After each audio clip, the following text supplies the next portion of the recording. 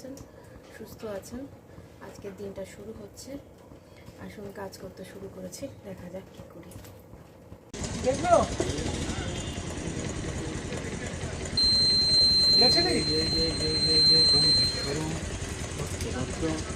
আদিবাসী কৃষ্ণপক্ষে মকরাশিস্তে ভাস করে চতুর্দশী তীর্থ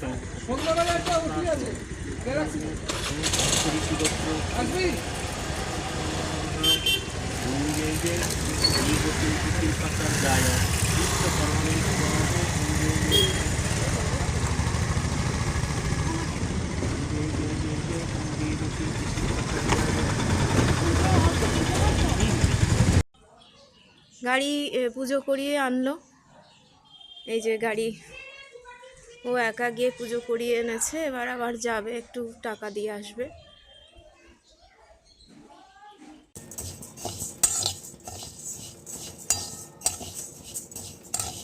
ডাল ভেজে নিচ্ছি, মুগ ডাল করব আর আলু ভাজা করব চাকা চাকা করে, আর মাংস করব চিকেন কষা। আমার বাড়িতে ফ্রাইড রাইস পোলাও আমার ছেলে খায় না, পছন্দ করে না, ছেলের বাবাও পছন্দ করে না, সে কারণে প্লেন ভাতই হবে। আজকে আমার ছেলের জন্মদিন, আপনারা সবাই একটু শুভকামনা জানাবেন, ছেলের সদ্বুদ্ধি হোক, সুমতি হোক, নিজের পায়ে দাঁড়াক, এটুকুই প্রার্থনা করি।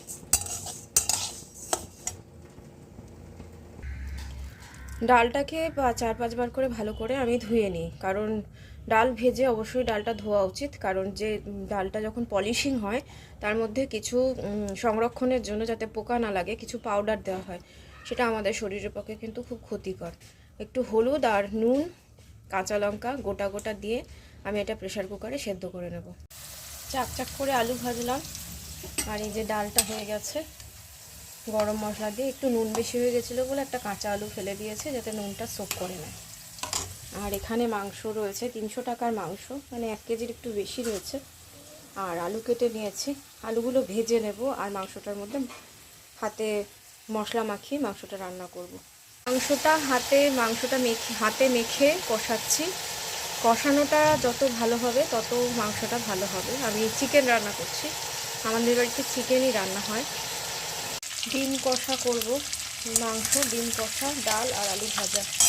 এখানে সমস্ত মশলা রেডি করে নিয়েছি, আর এই যে মাংসটা হয়ে গেছে। মাংসটা খুব বেশি তেল মশলা দিয়ে করিনি। আজকে ছেলের জন্মদিন বলে ডিম কষা করেছি, চিকেন করেছি, আলু ভাজা করেছি আর ডাল করেছি। মাসের শেষ, একটু কষ্ট করেই হচ্ছে, যাই হোক এইটুকুই, ও ভালোবেসে যেটা খায় সেটাই রান্না করেছি।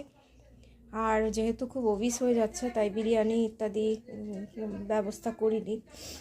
পোলাও আর ফ্রাইড রাইস তো খায় না, আগেই বললাম।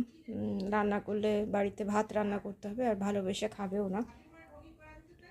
তো এইটুকুই রান্না হয়েছে। ও গেছে গাড়ি পুজো করাতে, আসলে খেতে দেব।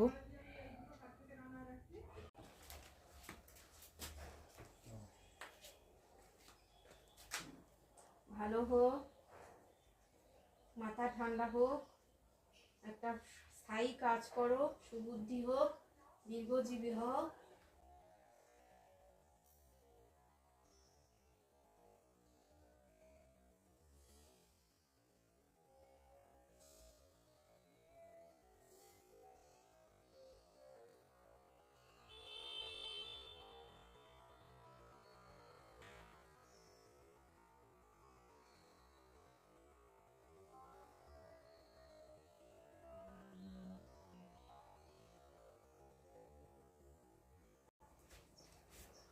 নাও খেতে শুরু কর।